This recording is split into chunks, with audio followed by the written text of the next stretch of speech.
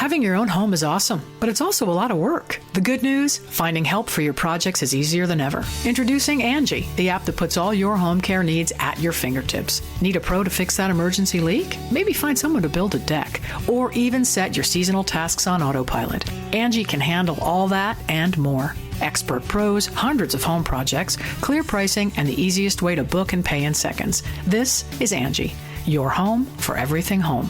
Download the app today.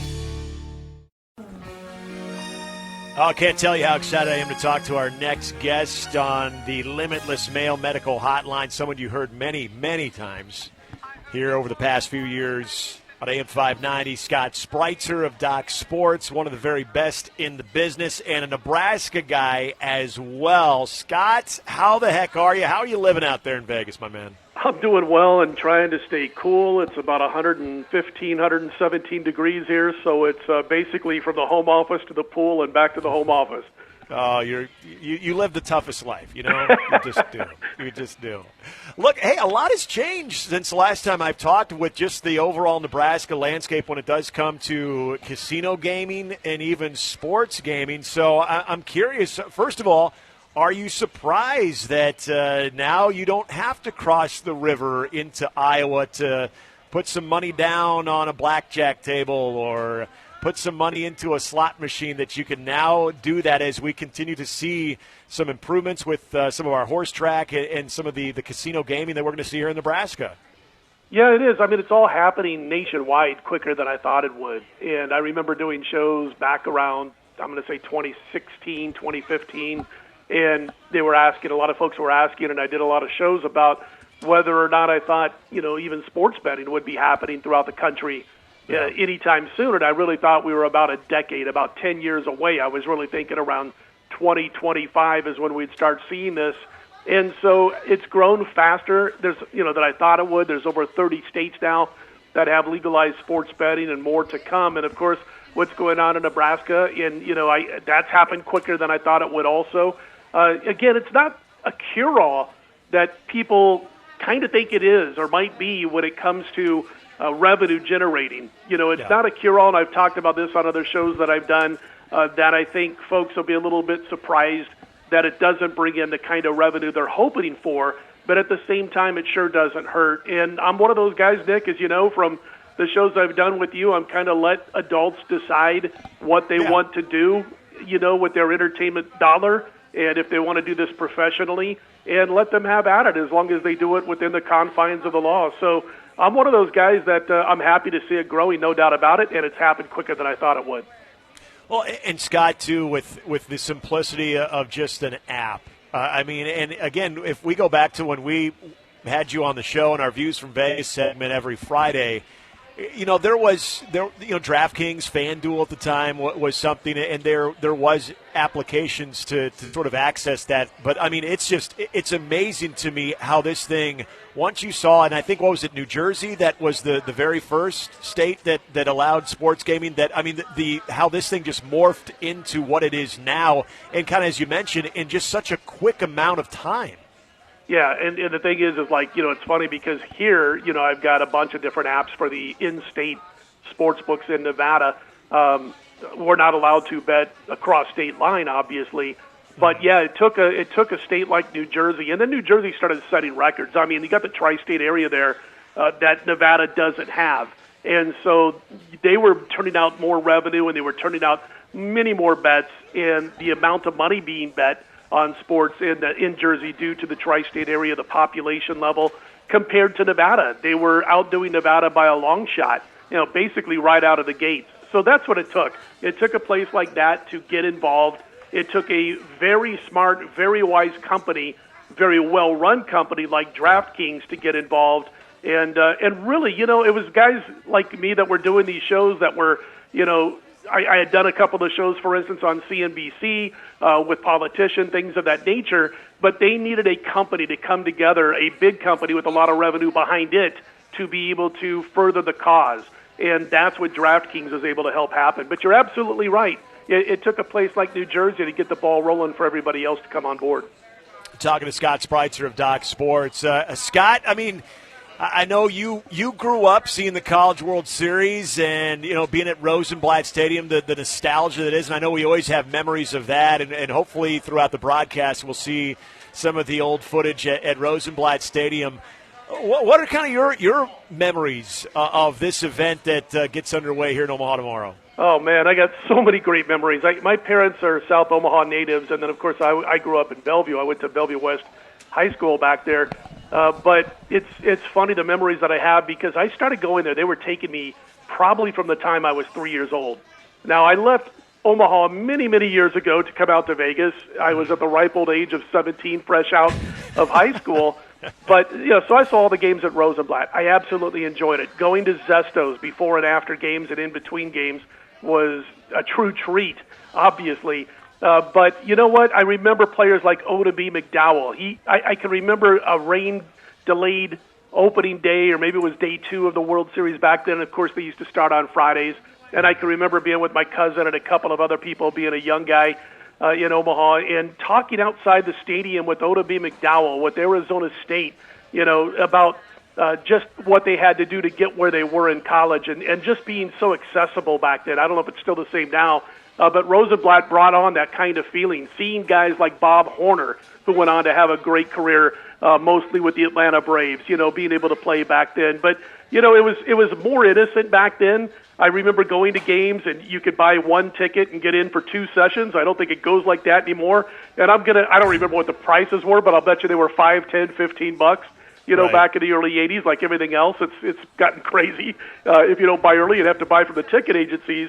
But just those kind of memories. And I can remember like going to an early game on a Friday or a Saturday, opening days, with a few people. And then, Nick, I don't know I don't know exactly how old you are, but South Roads in Bellevue was a mall back in the day. I remember that, yeah. Okay. I do remember that. Yeah, and so what we would do is if there was a delay or if we had time in between games, we would head back down to South Roads and we'd go to their little arcade that they had, and we'd play for an hour or so at the arcade, playing Monday Night Football and pinball and all this kind of stuff, and then head back up to Rosenblatt, obviously stopping at Zesto's every time we arrived or left. So just great memories of growing up back there. And, there were times when we'd play maybe in the daytime, Spring Lake Park's 9-hole golf course, and then head up the road there to go to Rosenblatt. So a lot of great memories.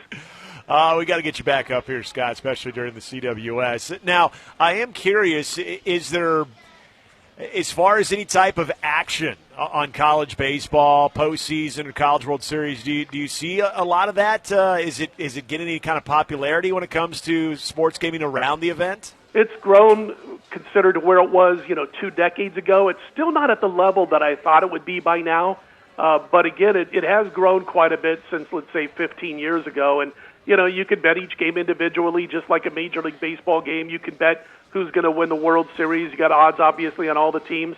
But again, here in the state of Nevada and specifically in Las Vegas, not quite at the levels that I thought it would be by now, but it's certainly grown over the last 10 to 15 years. So, if you're looking at this event, have you put any kind of any thoughts towards what the field looks like, or any lines here and there on the games going on today or tomorrow and Sunday? Yeah, tomorrow's games, for instance, you got Stanford. They're about $1.45 favorite over NC State. And what that means for those who don't follow sports betting yet is that you'd have to plunk down about $145 to win 100 if you like Stanford. If you like NC State, you're going to get, if you win, about $135 for every 100 you bet. Vanderbilt, same, about $1.50 over Arizona. I've seen as high as a $1.70 favorite. And then Sunday, you've got Tennessee, $1.50 favorite over Virginia. Texas, about $1.55 favorite over Mississippi State. The 2 teams that are favored, everybody could probably figure that out, Vanderbilt and Texas, due mostly to pitching. That's the thing about, when you're trying to plunk down some futures money on who's going to win this and you want to grab those odds, you look at a team like Vanderbilt, and it really comes down to Kumar Rocker and Jack Leiter.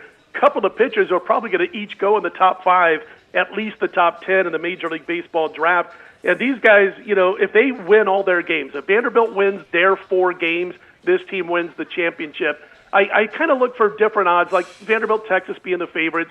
Mm-hmm. Tennessee's plus 350, which means you would win $350 for every 100 you bet. I get a little bit worried about the Vols because they have hit about 100 home runs this year, and obviously you want to spray the park a little bit when you're at the plate and with the cavernous situation of the ballpark.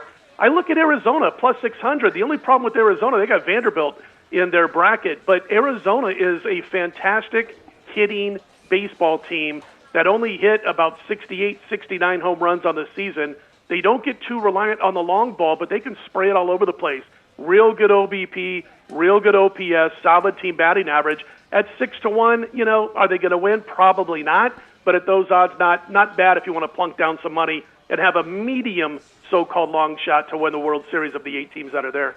And you mentioned Stanford, just a slight favorite right now over NC State. That's a team that I feel like, as we've just kind of gone into the whole CWS preview type stuff, that, Stanford's kind of flying a little bit under the radar. As just far as value overall in the College World Series, does Stanford kind of seem to be maybe one of those value picks? Absolutely, and they're 8-1 to win the whole ball of wax, so you're getting decent odds there. They're probably about the 6th favorite of the 8 teams when it comes to the overall winning of the championship. But, yeah, I do. I think NC State's going to be a little surprised here potentially by the strength of Stanford. You hit it on the head. You said they're kind of flying under the radar, and that's because of, the bias, East Coast bias, as we like to call it out here, the Southwest and the West Coast. They play all their games against Pac-12 teams because of the pandemic and all that kind of stuff. And you're going to see a team that I think is underrated and has been so this entire season. I think actually that you're getting a little value there. They should be top 4 as far as odds are concerned. And right now they're sitting 6th, for instance, at DraftKings. I'm looking at their lines as we speak. So if I were going to right now jump on a game tomorrow, and I haven't yet, it would be Stanford over NC State. I just think between pitching, what they're able to do at the plate, it's going to give them a chance to play for a potential spot in the championship series, Nick. Scott, always love having you on, so I got to ask you while I got you. I know if we could shift over to the NBA and looking at some games tonight in the Sixers-Hawks series and then Jazz-Clippers, both are a Game 6, and both are elimination games. You've got Atlanta trying to close it out, and then you've got the Clippers trying to close it out. What are you seeing in both of these ones between the Sixers, Hawks, and Jazz, Clippers? Well, as far as that, the last game, the late game between the Jazz and Clippers, and of course Kawhi Leonard not going to be playing, but we're going to see some line movement as soon as you get official word on Donovan Mitchell.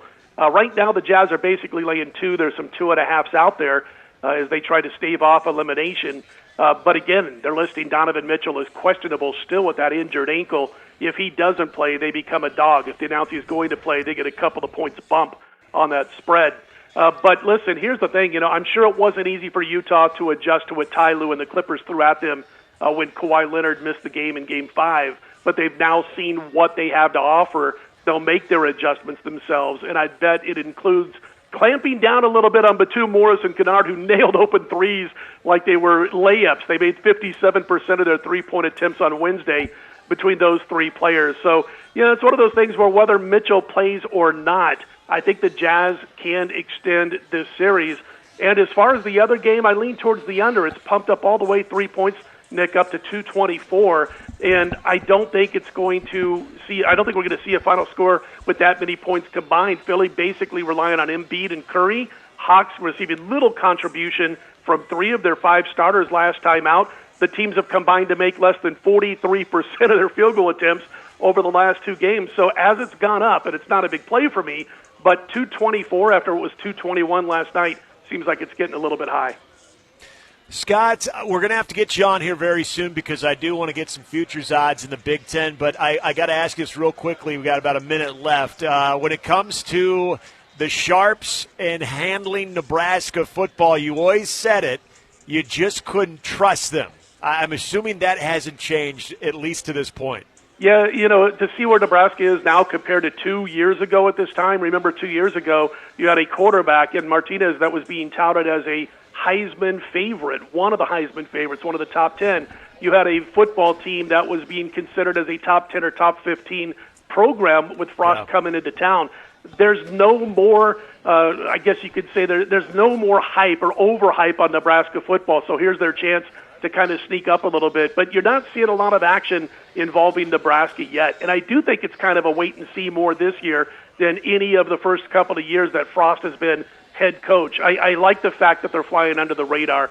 Listen, I look at the schedule, and I think it's 6-7 win team in all likelihood, best case scenario, and it's just a tough schedule that they're playing. But getting to the bowl game would be a way to go. But out here, the over under, it's generally around 6, around 7 at tops is the best I've seen. So I think it's a situation where Nebraska's got to hope to get to 6 wins, get to a bowl game.